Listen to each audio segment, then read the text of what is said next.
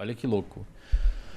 Quando você vai fazer um estudo sobre quais áreas envolvidas, por exemplo, na neurobiologia da depressão, da ansiedade, do toque, de transtornos psiquiátricos comuns que a gente atende na clínica, a gente normalmente vê, claro que existe uma complexidade muito maior, mas resumindo em duas, para ser bem pedagógico, resumindo em duas grandes áreas do cérebro, a gente teria as áreas que a gente chama de emocionalmente quentes, que seria a amígdala, córtex cingulado anterior, hipocampo, que são áreas mais da meiuca do cérebro.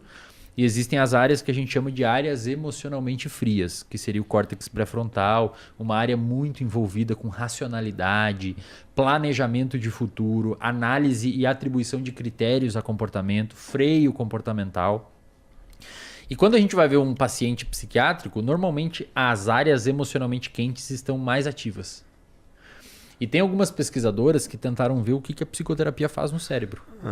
E essas pesquisadoras mostraram que quando você entra com uma intervenção psicoterapêutica com o paciente, uma terapia cognitivo-comportamental, esses pacientes aumentam a atividade das áreas emocionalmente frias e tendem a diminuir as áreas emocionalmente quentes.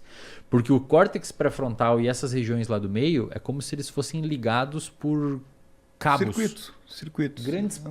Grandes fios assim, de luz ligando um ao outro. E aquilo ali fica conversando. Então, quando o paciente está muito emocionalmente ativado, ele está com aquelas áreas do meio do cérebro controlando. Então, áreas que querem recompensa rápida, não conseguem atrasar uma recompensa. Tem muita... Por exemplo, o álcool. O álcool é uma substância que desliga o córtex pré-frontal. Então, a pessoa chora, grita, tem comportamentos que depois se arrepende, porque existe uma modulação dessa região.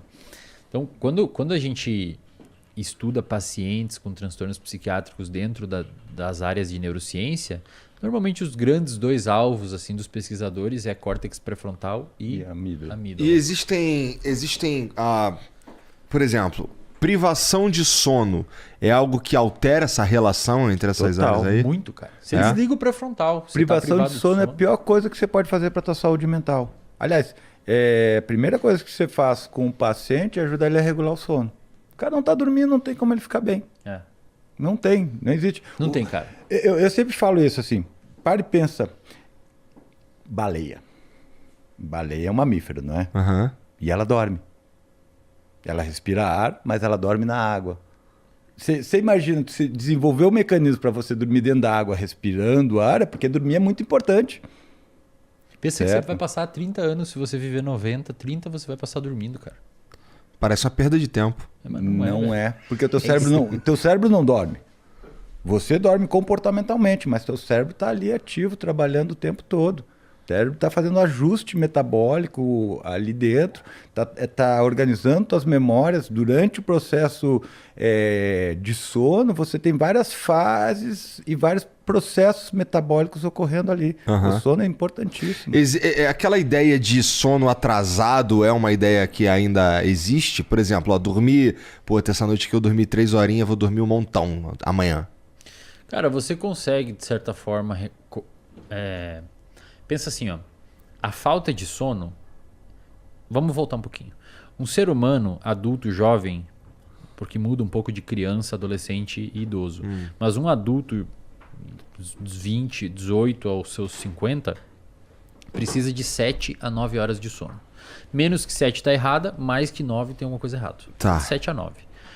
Tem algumas pessoas... Nossa, eu facilmente consigo dormir mais de 9. Mas aí você deve ficar privado durante o dia, né? Fico. Então, por quê? Porque a falta de sono é cumulativa. Isso que é legal. E então, era isso que eu queria saber. Pensa de assim, verdade. Se você precisa de 7 horas de sono e você, de segunda para terça, dorme 6, você está devendo uma.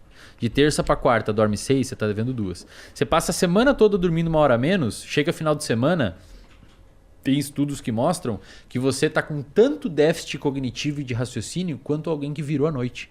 Porque você está quase devendo uma noite inteira de sono. Aí chega o final de semana e você dorme pra caceta.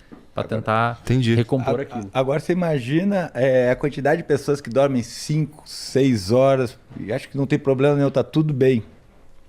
As pessoas com certeza vão ter uma série de condições que podem gerar quadros de saúde mental.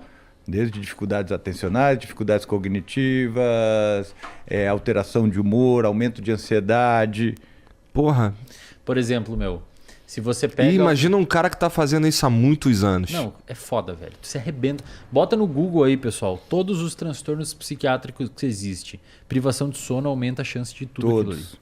Parelho, velho. Parelho. Pensa assim, ó. Você Pode falar. E se você já tem um transtorno psiquiátrico, aí agrava muito mais o quadro.